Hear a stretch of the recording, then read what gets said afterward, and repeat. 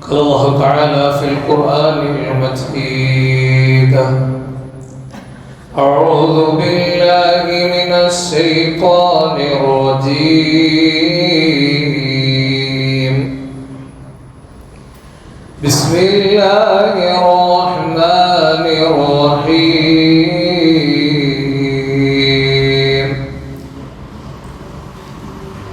يا أيها الذين آمنوا اتقوا الله حق تقاته ولا تموتن إلا وأنتم مسلمون. صدق الله العلي العظيم. إلهي لست للفردوس أهلا ولا أقوى على نار الجحيم، فهب لي توبة فاغفر ذنوبي فإنك غافر الذنب العظيم. സയ്യിദനാ വമൗലാനാ മുഹമ്മദ്. കരുണക്കടലായ അല്ലാഹു റബ്ബുൽ ഇസ്സത്ത് നാം ഒരുമിച്ച് കൂടിയതുപോലെ ജന്നാത്തുൽ ഫിർദൗസിൽ ഹബീബ് തിരുനബി സല്ലല്ലാഹു അലൈഹി വസല്ലമ തങ്ങളോടൊപ്പം സച്ചരിതരായ സലഫു സ്വാലിഹീങ്ങളോടുകൂടി ഒരുമിപ്പിക്കുമാറാകട്ടെ. നമ്മിൽ നിന്ന് വന്നുപോയ ചെറുതും വലുതുമായ എല്ലാ തെറ്റുകുറ്റങ്ങളെയും സർവാധിനാഥനായ റബ്ബുൽ ഇസ്സത്ത് വിട്ടുപുറത്ത് മാപ്പാക്കുമാറാകട്ടെ. അള്ളാഹുവിൻ്റെ റിളയിലായി അവൻ്റെ ത്വാഅത്തിലായി ജീവിച്ച് ഈമാനോടുകൂടി മരിക്കാനുള്ള മഹാഭാഗ്യം അള്ളാഹു നമുക്കെല്ലാവർക്കും നൽകുമാറാകട്ടെ. നമ്മിൽ നിന്ന് മൺമറഞ്ഞു പോയ മാതാപിതാക്കൾ, ബന്ധുമിത്രാദികൾ സർവരുടെയും മണ്ണറകളെ അള്ളാഹു മണിയറകളാക്കുമാറാകട്ടെ. പ്രിയമുള്ള സത്യവിശ്വാസികളെ, മഹാനായ തിരുനബി സല്ലല്ലാഹു അലൈഹി വസല്ലമ തങ്ങൾ മുസ്ലിം ലോകത്തിന്റെ കണ്ണിലുണ്ണിയും ആത്മീയാചാര്യനുമായ പുണ്യപ്രവാചകർ ഈ ലോകത്ത് നിന്ന് വിട പറയുമ്പോൾ രണ്ട് കാര്യങ്ങൾ അവിടുന്ന് നമുക്ക് തന്നിട്ടാണ് പോയത്. ഒന്ന് അവിടുത്തെ വിശുദ്ധമായ ഖുർആൻ, അതുപോലെ തന്നെ അവിടുത്തെ സുന്നത്ത്. മുത്തനബി സല്ലല്ലാഹു അലൈഹി വസല്ലമ തങ്ങൾ ഈ ലോകത്ത് നിന്ന് പോകുമ്പോൾ ഖുർആൻ ഇതുപോലെ ക്രോഡീകരിക്കപ്പെട്ടിട്ടില്ല. മറിച്ച് ജീവിക്കുന്ന സഹാബത്തുൽ കിറാം റളിയല്ലാഹു അൻഹുമ അവരായിരുന്നു ഖുർആൻ. കാരണം നബിതങ്ങൾ പോകുമ്പോൾ ലക്ഷക്കണക്കിന് സ്വഹാബത്ത് ഖുർആൻ ഹൃദിസ്ഥമാക്കിയിരുന്ന, ഖുർആൻ മനഃപ്പാഠമാക്കിയിരുന്ന സഹാബത്തിനെ ഈ ലോകത്ത് വിട്ടേച്ചുകൊണ്ടാണ് അല്ലാഹുവിന്റെ റസൂൽ സല്ലല്ലാഹു അലൈഹി വസല്ലമ തങ്ങൾ ഇവിടെ നിന്ന് പോകുന്നത്. അപ്പൊ ആ സഹാബിന്റെ മനസ്സിൽ ഖുർആൻ ഉണ്ടായിരുന്നു. വിശുദ്ധമായ ഖുർആൻ, അതിന്റെ ഒരായത്ത് ചോദിച്ചു കഴിഞ്ഞാൽ, അല്ലെങ്കിൽ ഒരു സൂറത്ത് ചോദിച്ചു കഴിഞ്ഞാൽ അത് ഓതുവാൻ പ്രാപ്തരായ, അത് മനഃപ്പാഠമുള്ള ഒരു സമൂഹത്തെ ഇവിടെ വിട്ടേച്ചുകൊണ്ടാണ് അല്ലാഹുവിന്റെ റസൂൽ സല്ലല്ലാഹു അലൈഹി വസല്ലം പോയത്. അതുപോലെ തന്നെ അവിടുത്തെ പരിശുദ്ധമായ തിരുചര്യകൾ, സുന്നത്തുകൾ. ഇന്ന് ഹദീസിന്റെ ഒരുപാട് ഗ്രന്ഥങ്ങളുണ്ട്. സഹീഹുൽ ബുഖാരി ഉണ്ട്, സഹീഹ് മുസ്ലിം ഉണ്ട്. അതുപോലെ തന്നെ ഒരുപാട് ഗ്രന്ഥങ്ങളുണ്ട്. മിഷ്കാത്തുൽ മസാബിഹ് പോലെയുള്ള ഗ്രന്ഥങ്ങൾ നമ്മൾ ദർസുകളിൽ നിന്ന് ഓതുന്നു. റിയാദുസ് സ്വാലിഹീൻ, ഇമാം നവവി തങ്ങളുടെ കിതാബ്, ഇതൊക്കെ ഇന്നുണ്ട്. എന്നാൽ നബി സല്ലല്ലാഹു അലൈഹി വസല്ലമ തങ്ങൾ പോകുന്ന സമയത്ത് ഇതുപോലെ കിതാബുകളൊന്നുമില്ല. മറിച്ച് നബി തങ്ങളുടെ ആ തിരുചര്യകൾ എല്ലാം സൗരഭ്യ സുഗന്ധികൾ എന്ന് റസൂലുള്ളാഹി വിശേഷിപ്പിച്ച അസ്ഹാബി കൻജും ഫബിഅയ്യി മുഖ്തദൈതും ഇഖ്തദൈതും, നിങ്ങൾ എൻ്റെ സഹാബിനെ പിന്തുടരുവീൻ, അവര് താരകതുല്യരാണ്, അവരെ നിങ്ങൾ പിൻപറ്റിക്കഴിഞ്ഞാൽ നിങ്ങൾക്ക് ഹിദായത്ത് കിട്ടും, നിങ്ങൾ നേർമാർഗത്തിലാകുമെന്ന് പറഞ്ഞ ആ സഹാബത്ത് അവർക്ക് മനഃപ്പാഠമുള്ളതാണ് നബിതങ്ങൾ പഠിപ്പിച്ചതെന്ന മാർഗം, അതല്ലാതെ വേറൊന്നും ഇവിടെ ഉണ്ടായിരുന്നില്ല. എന്നാൽ അതിനുശേഷം ഖുർആൻ ക്രോഡീകരിക്കപ്പെട്ടു, ഹദീസുകൾ ഒരുപാട് ഗ്രന്ഥങ്ങൾ ഉണ്ടായി. ആ സഹാബത്തിൽ നിന്നുകൊണ്ട് പിൻപറ്റിയിട്ട് പിന്നെ എന്ത് ചെയ്തു? ആ സഹാബത്തിന്റെ കാലശേഷം താബിഈങ്ങളായ ആളുകൾ വന്നു. താബിഈങ്ങൾ, സലഫു സ്വാലിഹീങ്ങൾ അവർ ഈ ലോകത്ത് വന്നു.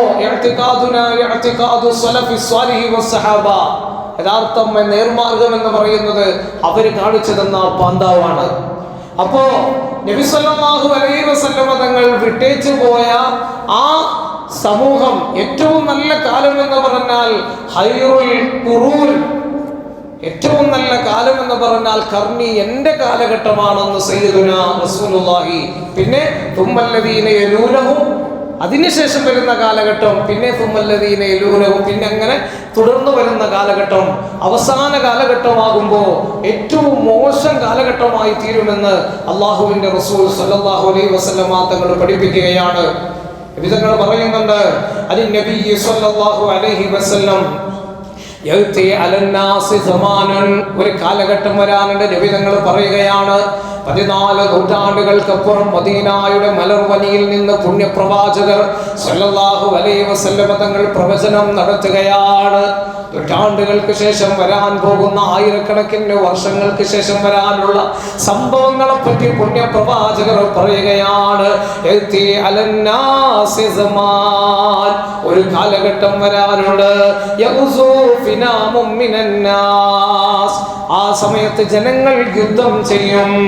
അല്ലാഹുവിന്റെ റസൂൽ സല്ലല്ലാഹു അലൈഹി വസല്ലമ തങ്ങളുടെ പാത പിന്തുടർന്ന അവിടുത്തെ ഉമ്മത്ത്, അവിടുത്തെ അനുയായികൾ മറ്റുള്ളവരോട് യുദ്ധം ചെയ്യും, ശത്രുക്കളായ ആളുകളോട്. ഫയുഖാലുലഹും, അപ്പൊ അവരോട് ചോദിക്കപ്പെടും, ഫീക്കും മൻ റആ റസൂലല്ലാഹ് സല്ലല്ലാഹു അലൈഹി വസല്ലം. നബിതങ്ങൾക്ക് ശേഷം വരുന്ന കാലഘട്ടത്തിലെ യുദ്ധത്തിനെ പറ്റിയാണ് അല്ലാഹുവിന്റെ റസൂൽ സല്ലല്ലാഹു അലൈഹി വസല്ലം തങ്ങൾ പറയുന്നത്. അവരോട് ചോദിക്കും, മൻ റആ റസൂലല്ലാഹ്, നിങ്ങളിൽ ആരെങ്കിലും അല്ലാഹുവിന്റെ ഹബീബിനെ കണ്ടവരുണ്ടോ? അപ്പൊ അവര് പറയും, നഅം, അതെ, ഞങ്ങളിൽ റസൂലുള്ളാഹിനെ കണ്ടവരുണ്ട്. അഥവാ നബിതങ്ങളുടെ കാലഘട്ടത്തിന് ശേഷം എത്രയോ വർഷം ജീവിച്ച മഹാനാണ് മഹാനായ അനസ് ഇബ്നു മാലിക് റളിയല്ലാഹു അൻഹു. അല്ലാഹുവിന്റെ റസൂൽ ആയുസ്സിൽ വർദ്ധനവിന് വേണ്ടി ദുആരുന്നു.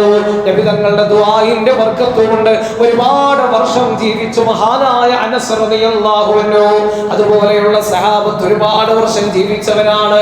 അപ്പൊ അവരോട് ചോദിക്കുമ്പോൾ അവർ പറയും, ഞങ്ങളിൽ റസൂലുള്ളാഹിനെ കണ്ടവരുണ്ട്. അല്ലാഹുവിന്റെ റസൂലിന്റെ ചെഞ്ചുണ്ടുകളിൽ നിന്ന് നിർഗളിക്കുന്ന വിജ്ഞാനത്തിന്റെ ഭണ്ഡാകാരത്തിന്റെ വാതായനത്തിൽ നിന്നുകൊണ്ട് ആ വിജ്ഞാനത്തിന്റെ മധു നുകർന്നവരാണ് ഞങ്ങള്, അല്ലാഹുവിന്റെ റസൂലിന്റെ സഹാബത്താണെന്നവര് പറയും. പിന്നെയോ നബിതങ്ങൾ പറയുകയാണ്, ആ കാരണം കൊണ്ട് അവർ വിജയിക്കും യുദ്ധത്തിൽ. കാരണം റസൂലുള്ളാഹിനെ കണ്ടവരാണ്, ആ സഹാബത്തായതുകൊണ്ട് അല്ലാഹുവിന്റെ റസൂലിനെ കണ്ടതിന്റെ ബർക്കത്ത് കൊണ്ട് അവർ വിജയിക്കുമെന്ന് സയ്യിദുനാ റസൂലുള്ളാഹ്. അപ്പൊ സ്വാലിഹീങ്ങളെ കണ്ടു കഴിഞ്ഞാൽ അതിന് ബർക്കത്തുണ്ട്. അബ്ദുല്ലാഹി ഇബ്നു മുബാറക് റളിയല്ലാഹു അൻഹു പറയുന്നുണ്ട്, മഴയില്ലാതെ വിഷമിച്ച സമയത്ത് ഒരു മനുഷ്യൻ മഴയ്ക്ക് വേണ്ടിയിട്ട് ദ്വാരുന്നു. ആ മനുഷ്യന്റെ ദ്വാ കൊണ്ട് മഴ പെയ്തു. അപ്പൊ അദ്ദേഹത്തോട് ചോദിക്കപ്പെട്ടു, നിങ്ങള് ദ്വാരുന്നപ്പോ ഉടനെ മഴ ലഭിച്ചല്ലോ? കാരണം പറഞ്ഞു, എൻ്റെ ഈ കണ്ണുകൾ കൊണ്ട് ഞാൻ ഒരുപാട് സ്വാലിഹീങ്ങളെ കണ്ടിട്ടുണ്ട്. അപ്പൊ അവരുടെ ബർക്കത്ത് കൊണ്ട് മഴ ലഭിക്കണമെന്ന് ഞാൻ അല്ലാഹുവോട് പറഞ്ഞു, മഴ കിട്ടി.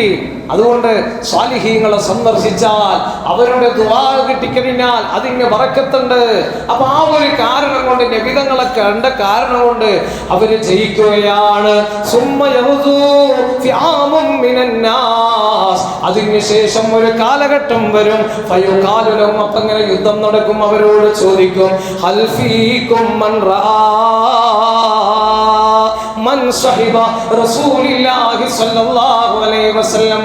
മൻ റആ എന്നല്ല ചോദിച്ചത്, നിങ്ങൾ റസൂലുള്ളാഹിനെ കണ്ടിട്ടുണ്ടോ എന്നല്ല ചോദിച്ചത്. റസൂലുള്ളാഹിനെ കണ്ടവരെ, റസൂലുള്ളാഹിനോടൊപ്പം സഹവസിച്ചവരെ നിങ്ങൾ കണ്ടിട്ടുണ്ടോ? അപ്പൊ അവര് പറയും ഫയഖൂലൂന നഅം, അതേ ഞങ്ങളെ കണ്ടിട്ടുണ്ട്. ഫയുഫ്തഹു ലഹും, അതുകൊണ്ട് തന്നെ ആ കാരണം കൊണ്ട് അവർ യുദ്ധം ജയിക്കുമെന്ന് സയ്യിദുനാ റസൂലുള്ളാഹി തങ്ങളെ കണ്ട ആളുകള്, സ്വഹാബത്ത്, അവരെ കണ്ട കാരണം കൊണ്ട് പിന്നീട് വരുന്ന ആളുകള് യുദ്ധത്തിൽ ജയിക്കും. അപ്പൊ താബീയങ്ങളായ ആളുകൾക്ക് പവർ ഉണ്ടെന്ന് അതിൽ നിന്ന് നമുക്ക് മനസ്സിലാക്കാൻ സാധിക്കും. അതിനുശേഷം നബി സല്ലല്ലാഹു അലൈഹി വസല്ലമ തങ്ങൾ പറയുകയാണ്, പിന്നെയോ അതിനുശേഷം വീണ്ടും ഒരു കാലഘട്ടം വരികയാണ്. ആ കാലഘട്ടത്തിൽ വീണ്ടും യുദ്ധം നടക്കുകയാണ്. നബി തങ്ങൾ പറയുകയാണ്, സുമ്മ യഗ്സു ഫിആമും മിനന്നാസ് ഫയുഖാലു ലഹും. അപ്പോൾ അവരോട് ചോദിക്കും, എന്താണ് ചോദിക്കുന്നതെന്നറിയുമോ? മൻ റആ മൻ സ്വഹിബ റസൂലുള്ളാഹി സ്വല്ലല്ലാഹു അലൈഹി വസല്ലം. നിങ്ങൾ റസൂലുള്ളാഹിയോടൊപ്പം സഹവസിച്ച ആളുകളെ, അവരോടൊപ്പം സഹവസിച്ച ആളുകളെ കണ്ടിട്ടുണ്ടോ? നിബിതങ്ങളോടൊപ്പം സഹവസിച്ച സഹാബികള്, ആ സഹാബികൾക്ക് ശേഷം വന്ന താബീയങ്ങളായ ആളുകള്, അവരെ നിങ്ങൾ കണ്ടിട്ടുണ്ടോ? അപ്പൊ അവര് പറയും ഫയഖൂലൂന, അവര് പറയും നഅം, അതേ ഞങ്ങൾ കണ്ടിട്ടുണ്ട്. ഫയുഫ്തഹു ലഹും, അതുകൊണ്ട് അവർക്ക് വിജയം കിട്ടുമെന്ന് സയ്യിദുനാ റസൂലുള്ളാഹി സ്വല്ലല്ലാഹു അലൈഹി വസല്ലമ തങ്ങൾ പഠിപ്പിക്കുകയാണ്. അപ്പോ സ്വാധീനങ്ങളായ ആളുകള്, ആ ആളുകൾക്ക് വലിയ ബറക്കത്തുണ്ട്. ഓരോ കാലഘട്ടം കഴിയും തോറും ആ ബറക്കത്തങ്ങ് നശിച്ചു പോവുകയാണ്. നിങ്ങളൊന്ന് ആലോചിച്ച് നോക്കൂ, നിങ്ങളുടെയൊക്കെ ചെറുപ്പ കാലഘട്ടത്തിലുള്ള ആ ഒരു അവസ്ഥയാണോ ഇന്നുള്ളത്? പണ്ടൊക്കെ എന്ന് പറഞ്ഞ ഒരു പള്ളിയിലേക്ക് ഇങ്ങോട്ട് കടന്നു വന്നാൽ, വെള്ളിയാഴ്ച വന്നാൽ, ഒരു 11 മണിക്ക് വന്നാൽ പള്ളി നിറച്ച ആളുകളായിരിക്കും. ഒരുപാട് കാരണവന്മാരുണ്ടാവും. നല്ല കാണാൻ നല്ല വക്കാറുള്ള ഹൈബത്തുള്ള മുഖത്ത് നോക്കിയാൽ നല്ല ഈമാൻ തോന്നുന്ന തടിയുള്ള തലപ്പാവ് ധരിച്ച ആളുകൾ, അവർ വന്നിട്ട് അൽക്കഫ് സൂറത്ത് ഓതുന്നുണ്ടാവും അല്ലേ? നമുക്കോ ഇന്ന് പള്ളിയിൽ കാരണവന്മാരില്ല. അർമാ ഉമ്മത്തി മാബൈന സിത്തീന വ സബീന, 60-ന്റെ 70-ന്റെ ഇടയിലാണ് എൻ്റെ ഉമ്മത്തിന്റെ പ്രായം എന്ന് പറഞ്ഞു. കഴിഞ്ഞ കാലങ്ങളിലൊക്കെ ആളുകൾക്ക് അള്ളാഹു ആയുസ്സിൽ ബർക്കത്ത് കൊടുത്തു. ചെറുപ്പക്കാരിങ്ങനെ മരിച്ചുകൊണ്ടിരിക്കുകയാണ്. പ്രായമുള്ളവരൊക്കെ വളരെ കുറവ്, 60 കഴിഞ്ഞവർ വളരെ കുറവാണ്. അപ്പോ പ്രിയപ്പെട്ടവരെ, ആ ഒരു ബറക്കത്ത് ഇങ്ങനെ നശിച്ചു പോയിക്കൊണ്ടിരിക്കുകയാണ് എല്ലാ മേഖലയിലും. ഇനിയുള്ള കാലഘട്ടം എന്ന് പറഞ്ഞാൽ മോശത്തിൽ നിന്ന് മോശത്തിലേക്ക് വരാ. അവസാന കാലഘട്ടം ആവുമ്പോൾ അല്ലാഹ് എന്ന് പറയുന്ന ഒരു മനുഷ്യൻ പോലും ഇല്ലാത്തൊരവസ്ഥ വരുമ്പോഴാണ് ലോകം അവസാനിക്കുക എന്ന് സയ്യിദുനാ റസൂലുള്ളാഹി സ്വല്ലല്ലാഹു അലൈഹി വസല്ലം. അപ്പോൾ സഹാബത്ത്, അവരുടെ കാലഘട്ടമാണ് ഏറ്റവും നല്ല കാലഘട്ടം. ആ സഹാബത്തിനെ, അതിനുശേഷം വന്ന താബീയങ്ങൾ, അവരെയാണ് നമ്മൾ പിന്തുടരേണ്ടത്. പ്രിയപ്പെട്ടവരുടെ, അവരുടെയൊക്കെ ഈമാൻ എത്രമാത്രം വലുതാണെന്ന് നമ്മൾ മനസ്സിലാക്കേണ്ടതുണ്ട്. എന്തെങ്കിലും ഒരു വിഷയങ്ങൾ വരുമ്പോൾ പതറിപ്പോകുന്നവരാണ് നമ്മൾ.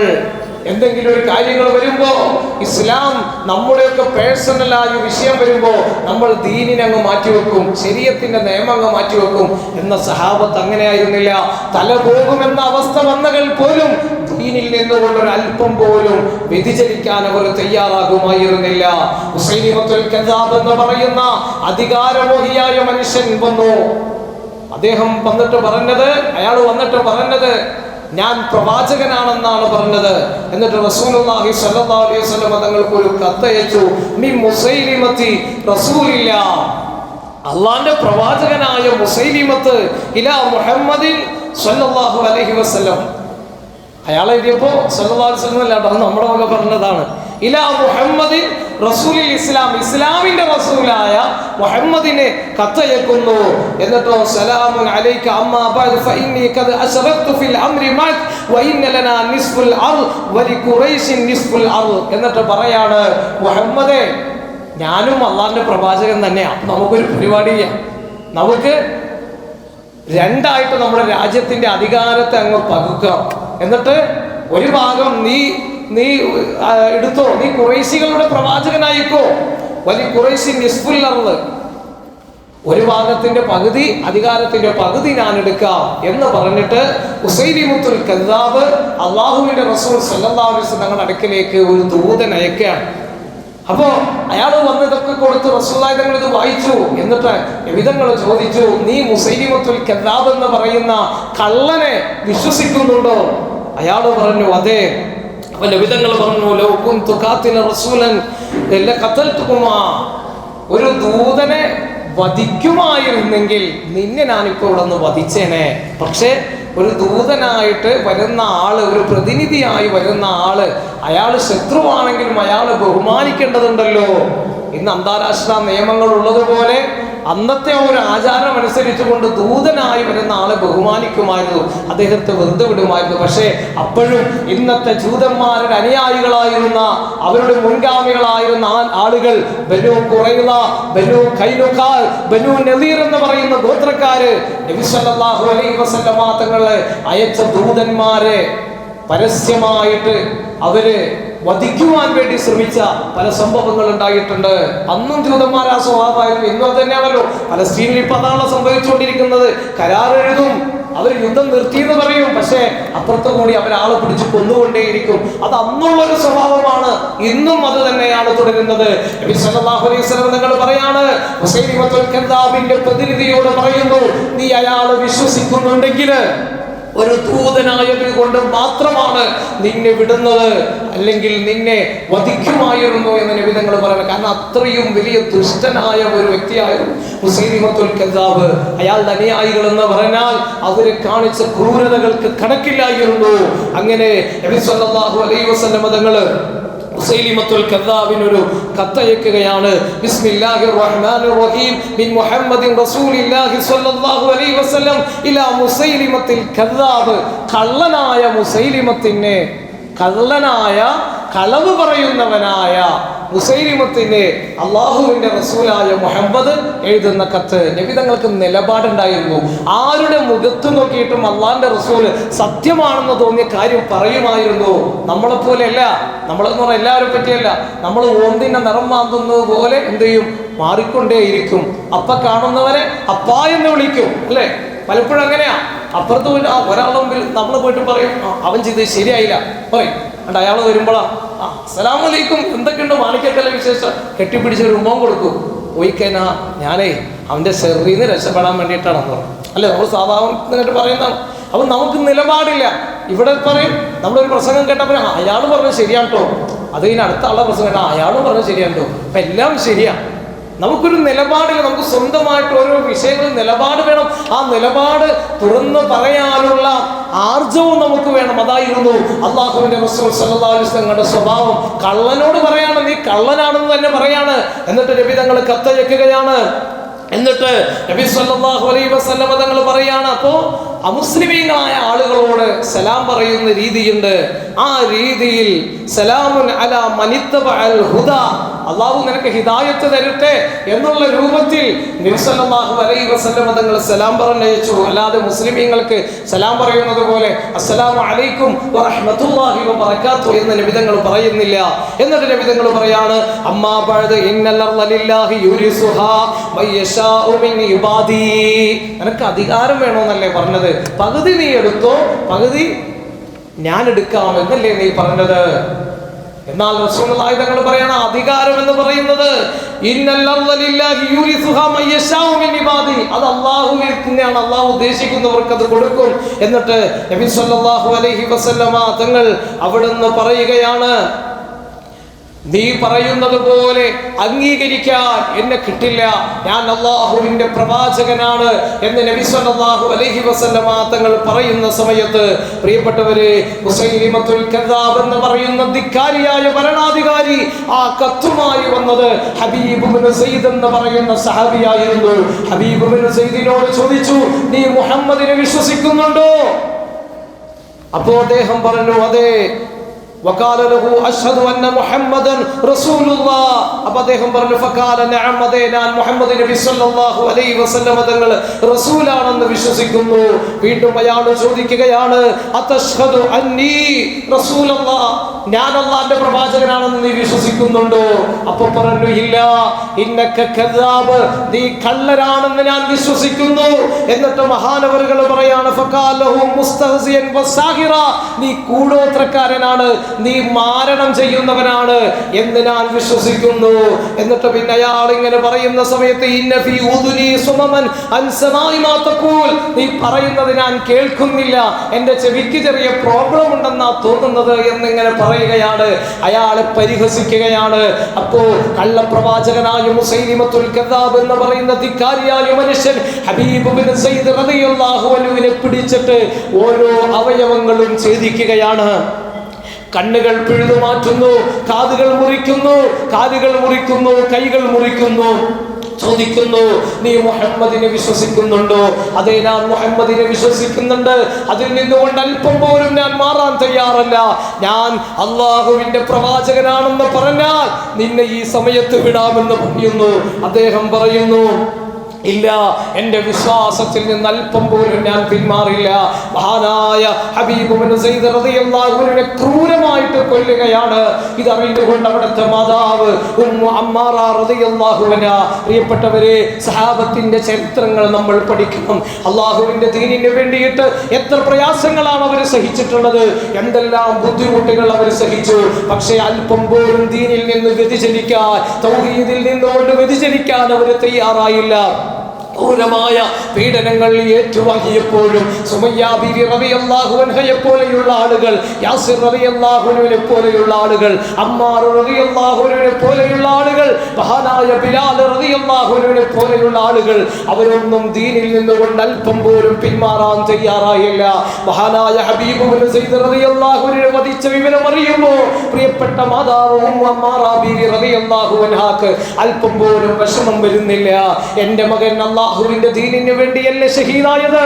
അല്ലാഹുവിന്റെ റസൂൽ സല്ലല്ലാഹു അലൈഹി വസല്ലം തങ്ങള് അവിടുത്തെ ആ കത്തുമായിട്ട് പോയ കാരണം കൊണ്ട്, അവിടുത്തെ ദീൻ വിശ്വസിച്ച കാരണം കൊണ്ടല്ലേ എൻ്റെ മകൻ ക്രൂരമായിട്ട് പീഡിപ്പിക്കപ്പെട്ടത്. മഹാനായ അബൂബക്കർ സിദ്ദീഖ് റളിയല്ലാഹു അൻഹുവിന്റെ കാലഘട്ടം വന്നപ്പോ ആ ഉമ്മു അമ്മാറ ബീവി റളിയല്ലാഹു അൻഹാ അവര് പറഞ്ഞു, ഞാൻ ഈ മുസൈലിമത്തുൽ കദ്ദാബിനെതിരെ ശക്തമായി പോരാടുമെന്ന് പറഞ്ഞിട്ട് ദീനിന് വേണ്ടിയിട്ട് യുദ്ധം ചെയ്ത് യമാമ യുദ്ധത്തിൽ വെച്ചുകൊണ്ട് രക്തസാക്ഷിത്വം വഹിക്കുകയാണ് ഉമ്മു അമ്മാറ ബീവി റളിയല്ലാഹു അൻഹാ. പ്രിയപ്പെട്ടവരെ, അവരുടെയൊക്കെ ആ ജീവിതമാണ് നമ്മൾ പിന്തുടരേണ്ടത്. പ്രതിസന്ധി ഘട്ടങ്ങൾ വന്നപ്പോൾ പോലും, മരണം മുന്നിൽ കണ്ട സമയത്ത് പോലും, നീ ഒന്നൊരു വാക്ക് പറഞ്ഞാൽ മതി, നിന്നെ വെറുതെ വിടാമെന്ന് പറഞ്ഞപ്പോൾ പോലും ദീനിൽ നിന്നുകൊണ്ട് വ്യതിചലിക്കാത്ത മഹാനായ ഹബീബ് ബിൻ സയ്യിദ് റളിയല്ലാഹു അൻഹു അവരാണ് നമ്മുടെ മാതൃക. പ്രിയപ്പെട്ടവരെ, ആ സഹാബത്തുൽ കിറാം റളിയല്ലാഹു അൻഹുമ അവരെ ാണ് നമ്മൾ പിന്തുടരേണ്ടത്. ഹബീബായ നബി തങ്ങൾ പറഞ്ഞു, ഇന്നല്ലാഹ നദറ ഫീ ഖുലൂബിൽ ഇബാദ് ഫവജദ മുഹമ്മദിൻ സ്വല്ലല്ലാഹു അലൈഹി വസല്ലം ഖൈറ ഖുലൂബിൽ ഇബാദ്. അല്ലാഹു സുബ്ഹാനഹു വ തആല മനുഷ്യരുടെ നഫ്സിലേക്ക്, അവരുടെ ഖൽബിലേക്ക് അല്ലാഹു തആല നോക്കിയ സമയത്ത് ഈ ഉമ്മത്തിൽ വെച്ച്, ഈ ലോകത്തുള്ള മനുഷ്യരിൽ വെച്ചുകൊണ്ട് ഏറ്റവും നല്ല ഹൃദയത്തിന്റെ ഉടമ ഫവജദ മുഹമ്മദിൻ സ്വല്ലല്ലാഹു അലൈഹി വസല്ലമ ഖൈറ ഖുലൂബിൽ ഇബാദ്, അല്ലാഹുവിന്റെ റസൂലിന്റെ ഹൃദയമായിരുന്നു. പിന്നീട് ഫസ്തഫാഹു ലിനഫ്സിഹി ഫബസു ബിരിസാലതിഹി ثم نظر في قلوبه العباد.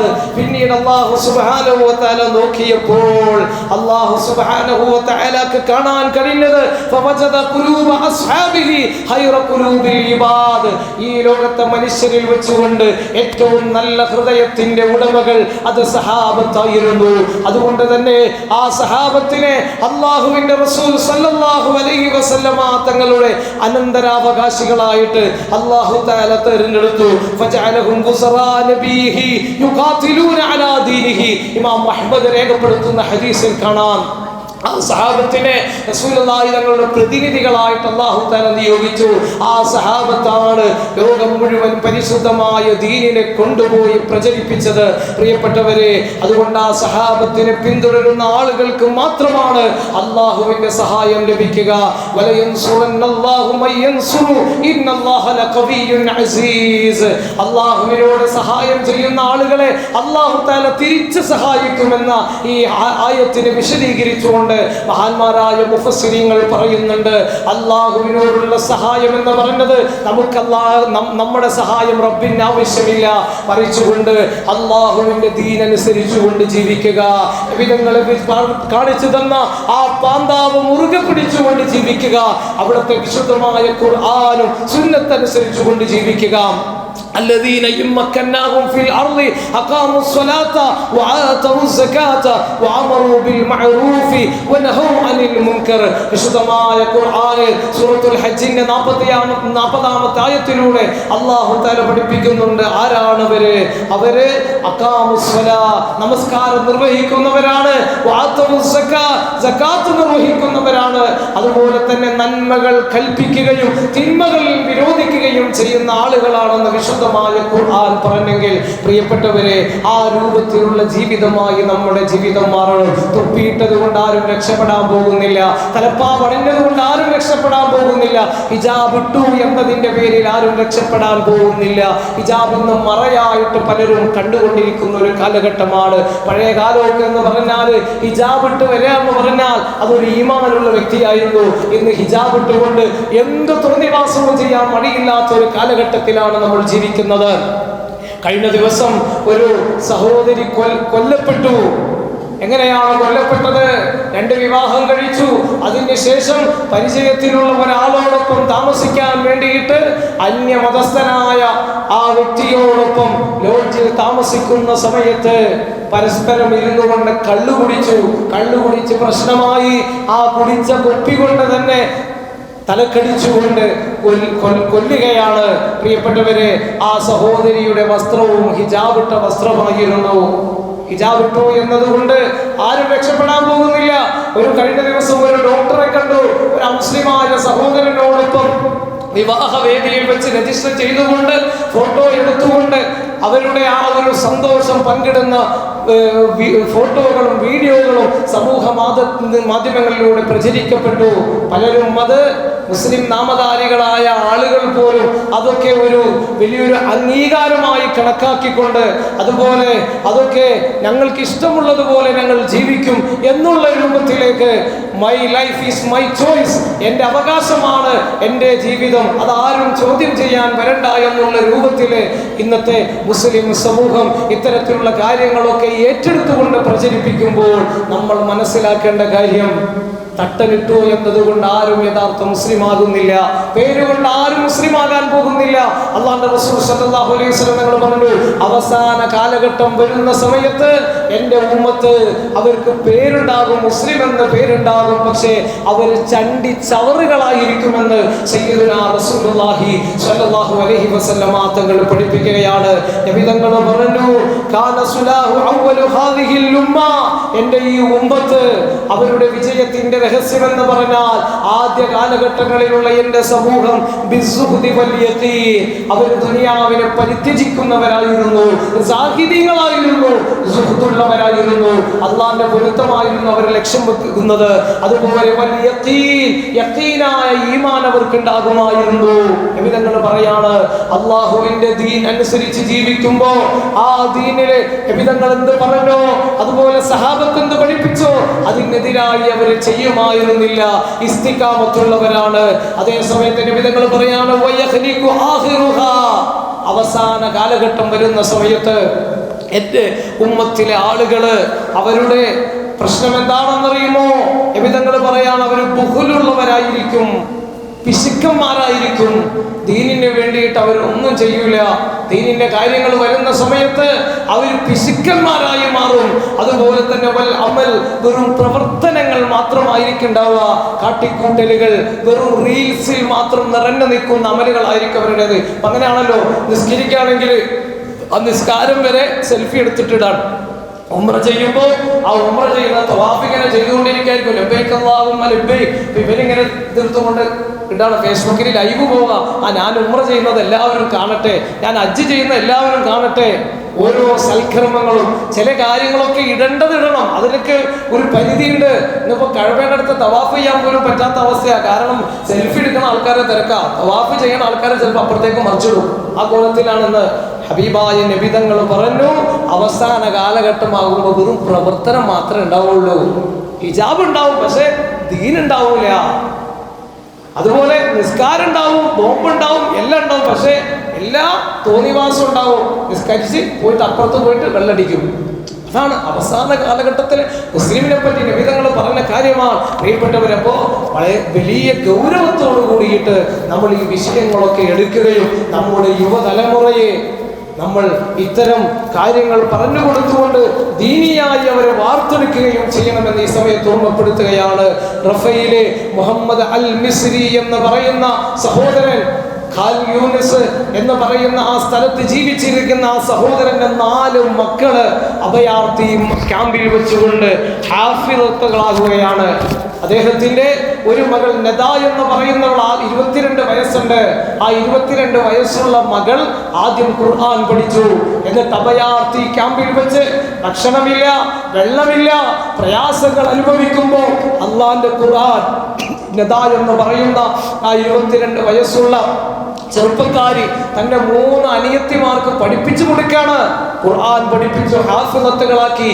എന്നിട്ട് ആ ഖുർആനിൽ പറഞ്ഞിട്ടുള്ള ആശയങ്ങൾ, അതിന്റെ തഫ്സീർ എല്ലാം ആ കുട്ടികൾക്ക് പഠിപ്പിച്ചു കൊടുക്കുകയാണ്. ഇപ്പോ പ്രിയപ്പെട്ടവരെ, മുഹമ്മദ് അൽ മിസ്രി എന്ന് പറയുന്ന ഖാൻ യൂനിസിലെ ആ സഹോദരന്റെ 4 മക്കളും ഹാഫിളത്തുകളാകുകയാണ്. ഫലസ്തീനിലെ മക്കൾക്കുള്ളത് അതാണ്, ഖുർആനാണ് അവർക്കുള്ളത്, ഹബീബായ നബി തങ്ങളുടെ സുന്നത്താണ് അവർക്കുള്ളത്. പ്രിയപ്പെട്ടവർ, ഇതുപോലെ നമ്മുടെ മക്കളെ നമ്മൾ വളർത്തിക്കൊണ്ടുവരാൻ വേണ്ടി ശ്രമിക്കണം. ഇന്ന് നമ്മുടെ മക്കൾക്ക് ഹിജാബ് അലർജിയാണ്, ദീനിന്റെ കാര്യങ്ങൾ അവർക്ക് അലർജിയാണ്. പല ആളുകളും നമ്മളോടൊപ്പം ജീവിക്കുമ്പോൾ, നമ്മളോടൊപ്പം നിസ്കരിക്കുമ്പോൾ, നോമ്പ് നോക്കുമ്പോൾ, പക്ഷെ അവരുടെയൊക്കെ മനസ്സിന്റെ ഉള്ളിൽ യുക്തിവാദമാണ് എന്നുള്ള കാര്യം നമ്മൾ മറന്നു പോകരുത്. ലിബറലിസ്റ്റുകളായി ലിബറൽ ആശയങ്ങൾ മനസ്സിൽ പേറുന്നവരായിട്ട് നമ്മുടെ മക്കൾ മാറിക്കൊണ്ടിരിക്കുമ്പോൾ പ്രിയപ്പെട്ടവരെ, അവരെ ഖുർആനുമായിട്ട് നമ്മൾ അടുപ്പിക്കുക, സുന്നത്തുമായി നമ്മൾ അടുപ്പിക്കുക, മഹാന്മാരായ മുൻഗാമികളുടെ ചരിത്രങ്ങൾ നമ്മൾ അവർക്ക് പറഞ്ഞു കൊടുക്കുക, എന്നിട്ട് ദീനിയായി ഉയർത്തിക്കൊണ്ടുവരാൻ വേണ്ടി നമ്മൾ ശ്രമിക്കുക. അല്ലെങ്കിൽ വരുന്ന കാലഘട്ടത്തിൽ വലിയ ഒരു നാശത്തിലേക്കാണ് നമ്മുടെ ഈ സമുദായം പോകുക എന്നുള്ള കാര്യം നമ്മൾ ഒരിക്കലും മറക്കരുത്. നമ്മുടെ വീടുകളിലാണ് നമ്മൾ ആദ്യം മദ്രസ തുടങ്ങേണ്ടത്. കുട്ടികളെ മദ്രസയിലേക്ക് പറഞ്ഞേക്കും. അതന്നെ നമ്മുടെ ഇവിടെയൊക്കെ ആഴ്ചയിൽ 2 ദിവസമാണ് മദ്രസ ഉള്ളത്. അതിന് പകുതി കുട്ടികൾ ലീവായിരിക്കും. മിക്കവാറും ഞായറാഴ്ച കല്യാണം ഉണ്ടാവും. എവിടെ കല്യാണം ഉണ്ടെങ്കിലും നമ്മൾക്കുണ്ടോ? പിന്നെ എവിടെയാ നമുക്ക് കുട്ടികൾക്ക് മതവിദ്യ കൊടുക്കാൻ നമുക്ക് സമയം കിട്ടുന്നത്? അതുകൊണ്ട് നമ്മുടെ വീടുകൾ നമ്മൾ മദ്രസകളാക്കി മാറ്റുക. കുട്ടികൾക്ക് നിസ്കാരം പഠിപ്പിച്ചു കൊടുക്കുക, നോമ്പ് പഠിപ്പിച്ചു കൊടുക്കുക. അത് മാത്രമല്ല, അള്ളാഹിനെ പറ്റിയും അതുപോലെ റസൂലുള്ളാഹിനെ പറ്റിയും മഹാന്മാരായ സഹാബത്തിൻ്റെയൊക്കെ ചരിത്രങ്ങൾ അവർക്ക് പറഞ്ഞു കൊടുത്തുകൊണ്ട് അവരെ ഉത്ബോധിപ്പിച്ചുകൊണ്ട് നല്ല ഒരു സമൂഹമായിട്ട് നമ്മൾ ഉയർത്തിക്കൊണ്ടുവരിക.